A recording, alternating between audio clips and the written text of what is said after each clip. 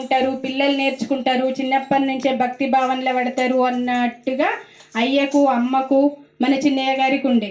నేను మొన్ననే 3-4 సంవత్సరాలు అవుతుంది అంతే సత్సంగానికి కంటిన్యూషన్ రావట్టే. అంతకుముందుకు చిన్నప్పుడు వచ్చినా కానీ మధ్యలో బంద్ అయినా. ఏంది సంసార సాగరంలో పడి కొట్టుకపాయ అన్నట్టుగా సంసార సాగరంలోనే ఉండిపోయినా కానీ అంత దగ్గరున్నా కానీ ఆశ్రమానికి రాలేకపోయినా. భగవంతుని దయ వలన భగవంతుని నా మీద ఆవగింజంత అనుకరం ఉండబట్టి నేను ఆ సత్సంగానికి పోయినాను. అట్లనే పోయిన అనతి కాలంలోనే కొద్ది కాలంలోనే నాకు తోసింది చిన్న చిన్న కథలు చెప్పడం. ఆ భగవంతుడు నాకు ఇచ్చిన వరం అనుకుంటున్నా. తెలిసి తెలియకేమన్నా తప్పులు చెప్పినా మన్నించండి. అయితే ఒక చిన్న కథ చెప్తాను.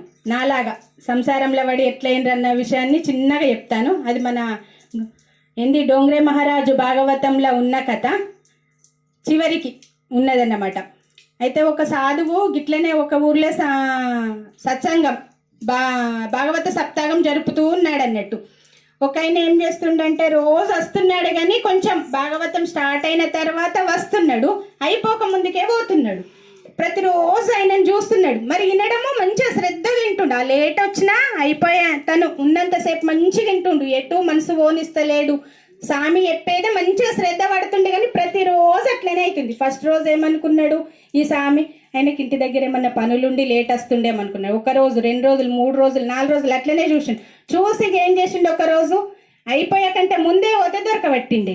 దొరకబట్టిగా ఆయనతో మాట్లాడాలి, ఈయన ఎందుకు ఇట్లా వస్తున్నాడు. విన్నంతసేపు అయితే శ్రద్ధగా వింటుండు, కాకపోతే స్టార్ట్ అయినాక లేట్ వస్తుండు, పోయేటప్పుడు అందరికంటే ముందే పోతుండు. ఏంది ఈయన కథ అని అనుకున్నాడు. అనుకొని అయితే పిలుస్తాడు. పిలిచి, నాయన నువ్వు లేట్ వస్తున్నావు, వినడం మాత్రం భక్తి మంచిగా శ్రద్ధతో నింటున్నావు, మళ్ళీ నాది కాకముందుకే పోతున్నావు, అంతగానం పనులు నీకేమున్నాయి అని అడిగిండు. అడగంగానే ఆయన ఏమన్నాడంటే, స్వామి నాకు ఇంటికాడ సంసారం ఉంది, నా తల్లిదండ్రులు ఉన్నారు, నా భార్య ఉన్నది, నా పిల్లలు ఉన్నారు. నేను ఏ టైంకి అయితే పోతా అనుకున్నానో ఆ టైం వరకు పోకపోతే నా భార్య, నా పిల్లలు, నా తల్లిదండ్రులు అందరు ఎదురు చూస్తారు, బాగా బాధపడతారు. నేను లేకపోతే వాళ్ళకి పొద్దే పోదు, అసలు వాళ్ళకి జీవితమే లేదని అంటాడు. అరే ఈయన ఇంత భక్తులు ఉన్నాడు కానీ సంసారాన్ని పట్టుకున్నాడు. 50 ఏళ్ళు దాటినాయి ఈయనకు. 50 ఏళ్ళు మనం కూడా నటండి. మన భాగవతంలో చెప్పారు, పెద్ద పెద్ద మహర్షులు కూడా చెప్తున్నారు. ఏంటంటే గృహస్థాశ్రమంలో ఉండు, కాకపోతే 50 సంవత్సరాల దాకా నీ సంసారము నీ బాధ్యత పట్టుకో. 50 సంవత్సరాలు అయిందా దేవునికి దగ్గరగా, ఎప్పుడు పిలిపొచ్చేది తెలియదు. ఇప్పుడైతే 50 సంవత్సరాలు కూడా బతకమనుకోండి, కాకపోతే 50 సంవత్సరాల లోపు నీ గృహస్థాశ్రమానికి నువ్వు పిల్లలక నీ తల్లిదండ్రులక నువ్వు ఏం చేసుకుంటావో చేసుకో. అప్పటిదాకా నీ సంసారం అనుకో, భగవంతుడు అనుకో. కానీ 50 సంవత్సరాలు వచ్చిందా సంసారాన్ని వదులుతుందనే అనుకో, భగవంతునికి దగ్గర అవుతా అన్నది అనుకోవాలన్నది సాము వాళ్ళు చెప్తున్నారు. అదే విధంగా అయితే ఏమైందంటే ఈయనకు 50 సంవత్సరాలు దాటినాయి, ఎప్పుడు పిలిపొస్తుందో తెలియదు. భక్తి భావనలు ఉన్నాడు కానీ సంసారాన్ని పట్టుకున్నాడు. ఈ సంసారాన్ని ఎట్లు ఇడిపియాలన్నది స్వామికి ఆలోచన వచ్చిందిగా.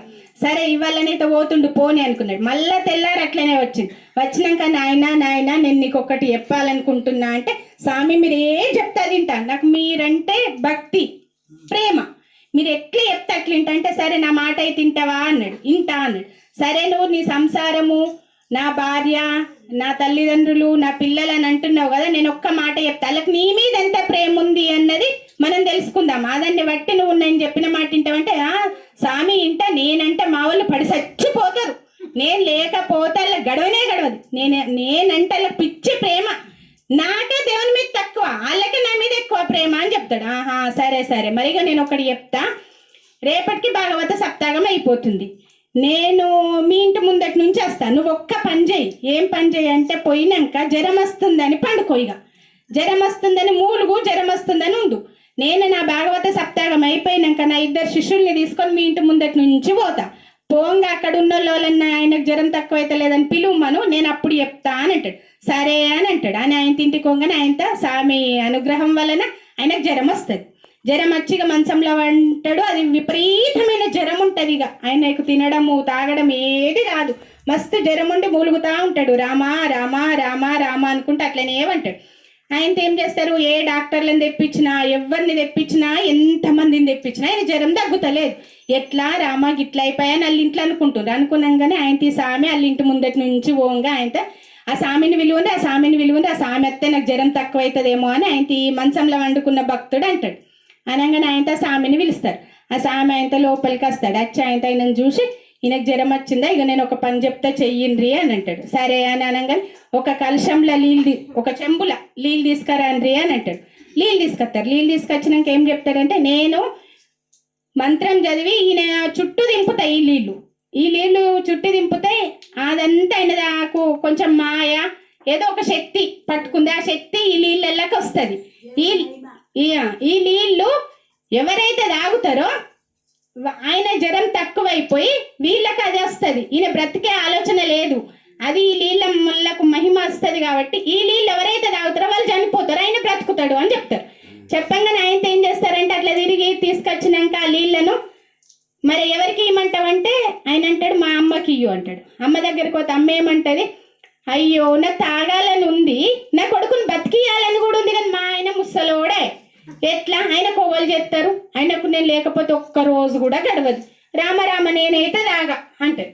తండ్రి దగ్గరికి పోతారు. తండ్రికి ఇస్తే తండ్రి ఏమంటాడు, నాతోనేమవుతుంది, నా భార్య ఎట్లా ఆడు పోయినా కానీ నేను ఉన్నదాన్నన్నా చూసుకుంటా, భూమో జాగనో ఇంత ఎట్లనో చూసుకుంటా కానీ అబ్బో నేను దాగా అంటాడు. అనగానే అయ్యో తల్లిదండ్రి కంటే ప్రేమ లేదనుకుందాం, మరి నా భార్యకి ఏంటంటాడు.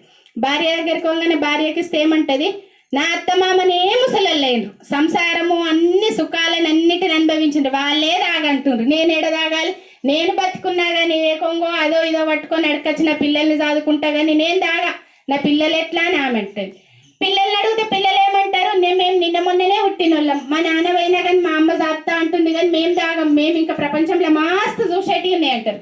అనగానే రామ ఈయనకు అర్థమవుతుంది, నేను ఎంత పిచ్చి ప్రేమ పెట్టుకుంటే నా సంసారము, నా భార్య, నా పిల్లలు, నా తల్లిదండ్రులు అనుకుంటా నేను ఆడ భాగవత సప్తాహం పూర్తి తినకపోతే టురికత్తి వీళ్ళ మనసులలో గిట్లున్నదా అనుకొని ఆయనతో ఏం చేస్తాడు, లేచి ఆయనతో స్వామికి దండం పెడతాడు.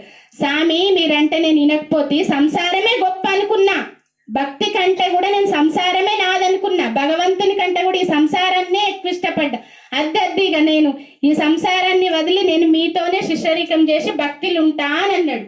అంటే మనం కూడా ఒక ఏజ్కి కొంత మనము గృహస్థులమైనందుకు మన బాధ్యత ఎంతవరకు ఉందో అంతవరకు వేయాలే కానీ చేసిన తర్వాత కూడా నా పిల్లలు అయ్యి నా పిల్లలకు మళ్ళీ పెళ్లిలు అయ్యింది, మళ్ళీ వాళ్ళ కుట్టేటోళ్ళకి కూడా నేను సంపాదించాలనుకుంటే నీవు జీవితాంతా కుక్క బతికే అవుతుంది. ఇక ఇది సంపాదించాలి ఇది నీకు తృప్తి లేదు, నామం మీద మనసు నిలిచేదేడా.